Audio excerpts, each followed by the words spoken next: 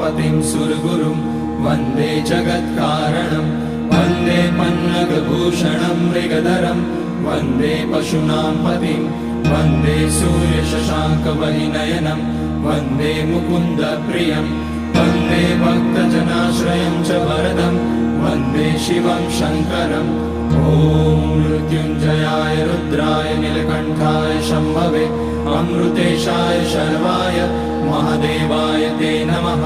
नमस्तेस्तु भगवन् विश्वेश्वराय महादेवाय त्र्यम्बकाय त्रिपुरान्तकाय त्रिकाग्निकालाय कालाग्निरुद्राय नीलकण्ठाय मृत्युञ्जयाय सर्वेश्वराय सदाशिवाय श्रीमान् महादेवाय नमः।